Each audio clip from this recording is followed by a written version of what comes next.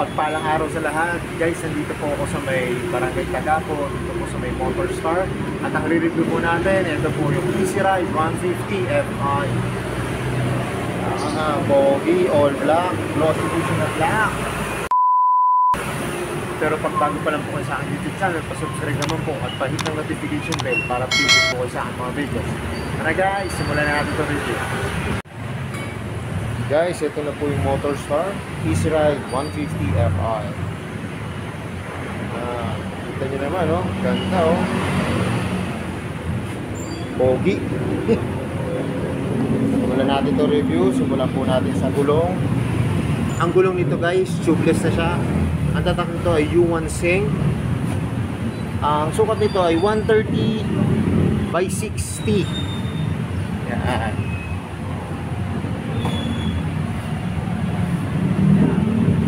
13 po. Yan. Kita nyo naman yung kanyang disc brake. Ang ganda po ng design. Yung kanyang front shock, ang kanyang brake caliper ay glossy na black. Fender sa harap. Ganda po. Pati yung spike ng gulong guys. Ganda. Headlight. LED po. Pati po yung kanyang signal light LED rin po yan. May visor po siya. Ayan, tinted po siya na black.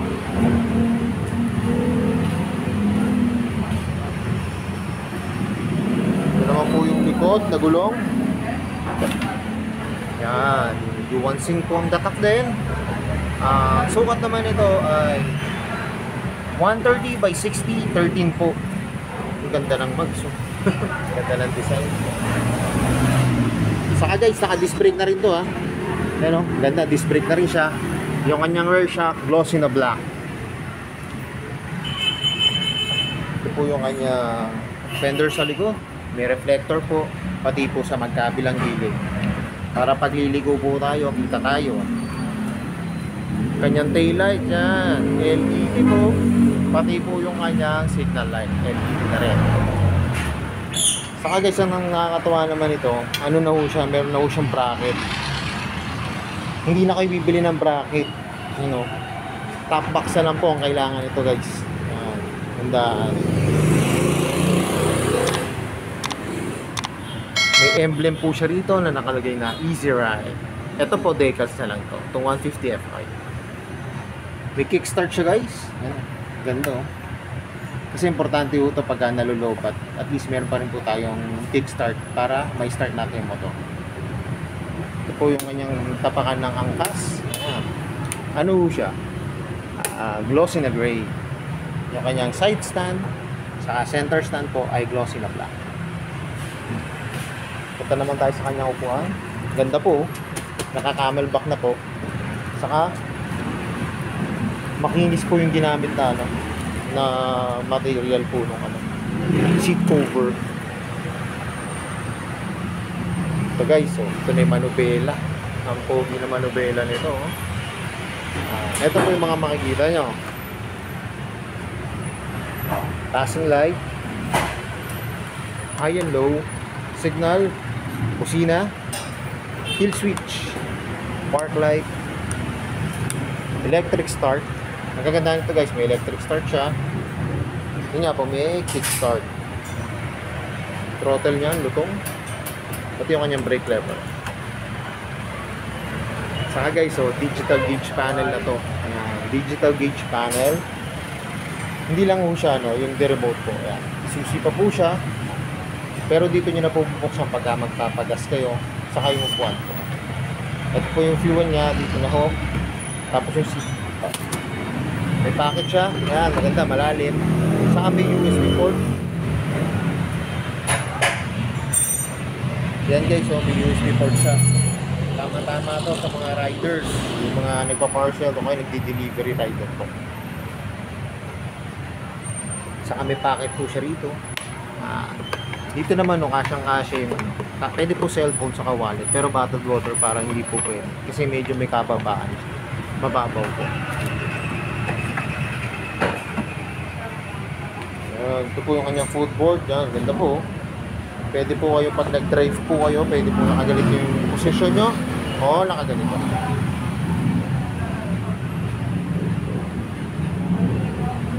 So yun guys, ito na oh. Sasakyan ko na tong Easy Ride 150 Fi. Akala nyo guys, NMAX standard no. Easy Ride na. Tara, tignan nyo pag nakasay na ako sa unit.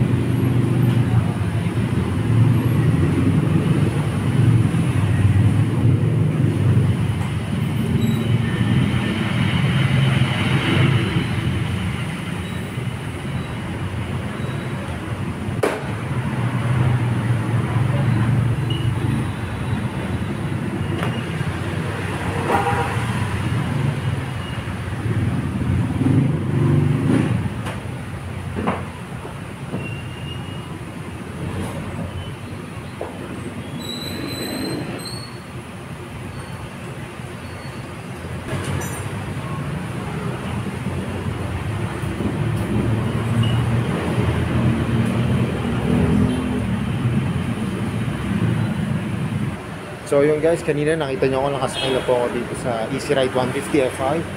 Masasabi ko lang po, napaka-komportable po. Lambot po na upuan, mababa lang po yung kanyang ground clearance. Yan, mababa lang po. Sa height ko po na 5'5", kita nyo naman, napatabot ko. Tapos yung riding position nyo, upright po. Saka kung anong komportable yung pagtapak po, kung dito po may nakatapak o dito po.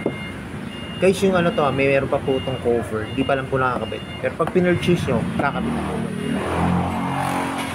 Saka yung kanyang manubela, napaka-forma po. Ayan.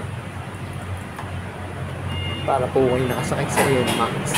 Ang ganda po. Saka yun nga po, naka-digital gauge panel na po siya, kaya nakadagdag forma po yan. Yun po, sana po sa mga susunod upgrade, mas maganda po ito kung maging remote na po siya. So yun guys, alam ko ito na inabangan nyo, magkano ba itong updated price itong Easy Ride 150 Fi. Tara, tignan natin yung price. Guys, dito po sa may Eastworld Motor Industry Corporation, dito po sa may Barangay Tagapos, Santa Rosa, Laguna. Ang updated price po nito, Easy Ride 150 Fi ay 75,000 pesos po. Kita nyo naman, oh, sa ganitong unit, oh, maxi scooter. Oh, diba? Fi na po yan, ha? 75,000 lang po. Hindi po kagaya ng mga ibang competitor nito na ganito po ang design, pero almost 150 po. Alam naman po natin kung anong brand yun. Halos 150 plus po mga presyo. Ayan po, yan ang kanyang down payment, 6,675 pesos. Yung kanyang 24 months, 4,724 pesos. Yung kanyang 30 months, 4,140 pesos. At ang kanyang 36 months or 3 years, 3,750 pesos. Kanyang freebies, yan. Ito po yung kanyang requirements. Saka guys, meron siyang rebate yan, 400 discount if updated. Yan. Saka nagbebenta rin po sila dito ng mga pre-owned na second hand or repo na units.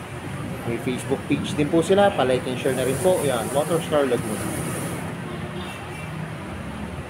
So yung guys, kung naghahanap po kayo ng motor ngayon, pamasok, pang-delivery, parcel, pang-negosyo, o naman po. Yan, pwede ito guys. Saka guys, alam ko ang kulay nito, dalawa pa to. Meron siyang red, ay tatlo pa. Red, blue, saka white. Ang available po ngayon dito, ito pong glossy na black. Saka guys, mas maganda po kasi kung makikita nyo na actual unit, mas ma-appreciate nyo po siya. Kaya pasyalan nyo na po dito sa may Barangay Tagapos, Santa Rosa, Laguna. So yung guys, hanggang dito na lang. Kung bago lang po kayo sa aking YouTube channel, pa-subscribe mo po at pa-hit ang notification bell para update po kayo sa aking mga videos.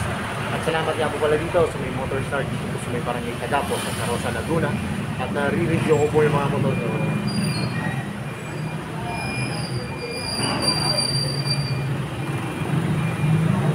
More says to come, kaya na lagi po sinasabi. Ingat po palagi, ride safe always, and God bless po. Palike and share na rin po na aking mga videos. At lagi natin tatandaan, mahal tayo ng Diyos. Bye-bye!